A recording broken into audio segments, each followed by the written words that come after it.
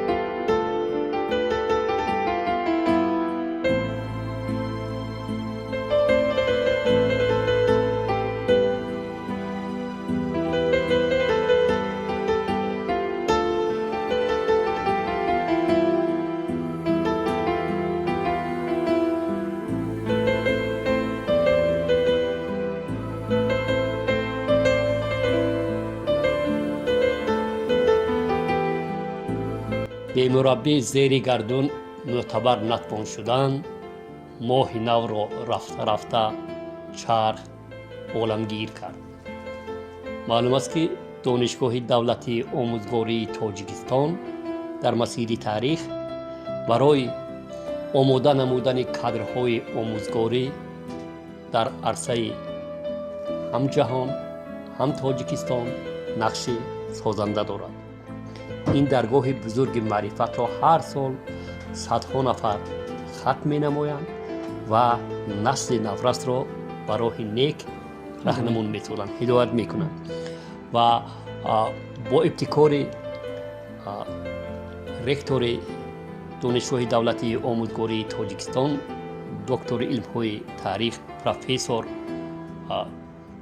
عبادالله زاده اهل‌دین یک ابتکار نیک روی کار آمد است که شخصانی که در این دانشگاه سالیان زیاد فعالیت داشتند و کار آنها برای دیگران نمونه عبرت است، شخصانی که ایجادکارند، مؤلف کتاب‌های درسی هستند و شخصانی که نور معرفت را در دل انسان‌ها می‌پرورند، آنها را باید معرفی کرد و در همین زمینه در راستای همین تشبثی نیک و سازنده با تصمیم گرفتیم که یک برنامه جالب با استاد آتاجان ناظموف داشته باشیم و من فکر میکنم که نام آتاجان ناظموف برای اکثر فیزیکدانان جمهوری آشنا است، زیرا استاد مؤلف یک چند کتاب‌های درسی میباشند و کار ماندگاری که استاد کردند این تألیف دانشنامه استرونومی است.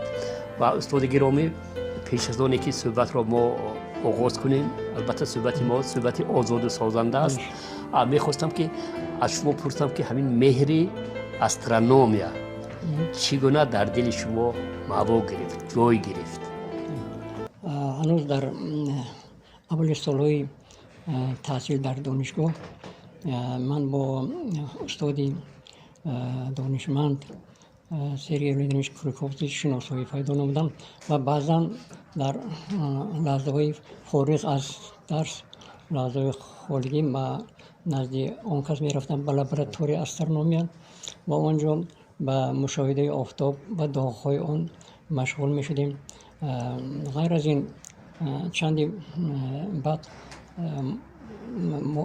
با استاد سریع لیدنش مصلحت کردیم که روزی با آسمانی ستاره‌دار شناسایی پیدا میکنیم. همین طور هم شد. پوچوفکه گرفتیم. منم راه خطی طبابتی راه خطی آسایشگاه در قره‌طاق. کدام سال بود این تقریبا؟ سالی 67 سال بود و با اونجا با تلسکوپ سفر کردیم و به گاهی روزها بعد شامگاه شبانه با تلسکوپ خردکک بیرون از جای در جای کشاد در فضای تاریک با آسمان ستاره‌دار شناس شدیم و شناسایی من اصلا از همونجا با آسمان ستاره‌دار پیدا شد. در اون همون دور همون وقت تقریبا با اکثریت ستاره‌های درخشان شناسایی پیدا نمی‌دیم. اونجا کاستور، پولوکس، بتلگیز، آرکتور و دیگر ستاره‌های درخشان با ما خیلی نزدیک، یعنی که حواس ما از اونجا پیدا شد. گذشته از این بعدی از اونجا آمدن ما کم بیش با لابراتوار باز تکرار روزهای و خالگی با استاد سرگرمیش با کارهای حل مسئله و بعضی موضوعهای استرونومی مشغول میشتیم. در این دور زمان معمول فن استرونومی با ما نگذاشته بودن. ما استرونومی اصلا در کورس‌های بالایی در 4 و 5 سال می‌آموختند. اما ما در علاقه در همین هوسمندی ما در کورس 1 و 2 بیدار شد نسبت به هواداری ما، نسبت به فن استرونومی، نسبت به ستاره شناسی. خب یعنی شما هنوز هنگام دانشجو بودن مهر همین کسب رو در دل جا کردید. و عجیب این که بعدی که شما دانشگاه آموزگاری رو تمام کردید در همین دانشگاه از سال 1971 فعالیت کردید. بله. بنابر سبب شوق هوسمندیان اکثریت استادان از این بار خبر بودن و در این خصوص برای استرونوم شدن ماتماتیکا رو به درجه ماتماتیکا، فیزیکا، شیمیا اینها با هم دیگر علاقه‌مند. اول ماتماتیکا رو دانستند کردن، بعد فیزیک دانستند کردن. خب استادان همه از این برخورد بودن و همین خیلی شد که با اجازه با رئاست، با فرمایش رئاست من اول در سال اول لابراتوری و در سال دوم همچون اسیستنتی کافدر فیزیک نظری از فن استرونومی حرف میگفتم، درس میگفتم. بسیار ناز.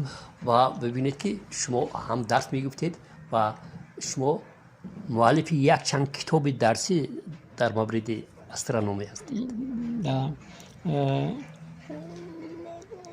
در مسئله نوشتن کتاب استرونومی،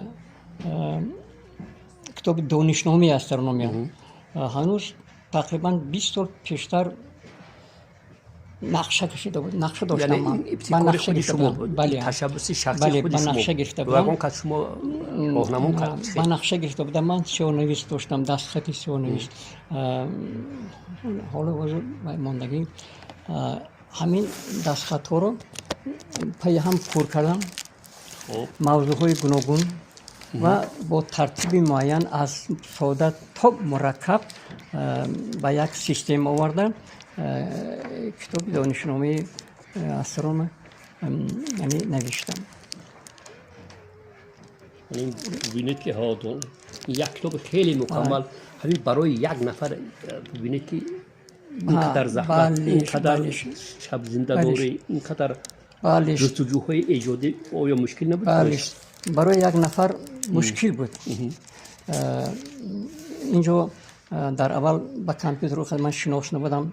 نیمه دومی نوشته کتاب رو من مجبور شدم که یعنی با کامپیوتر فعالیت کنم، با کامپیوتر آموزم و مجبور شدم و همین نوزیک‌های کامپیوتر رنگ کشیدن، ریز بورینگ، راست رو جابجا کردم، صحیفه بندی و غیره و غیره موضوع ها رو رنگ دادم.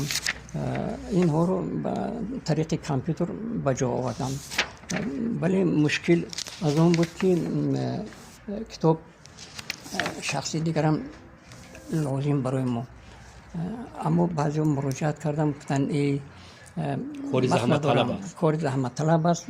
مراجعت کردم با بعضی استادان و علما مراجعت کردم، اما هم تو وقت نمیرسد برای ما، وقت نیست.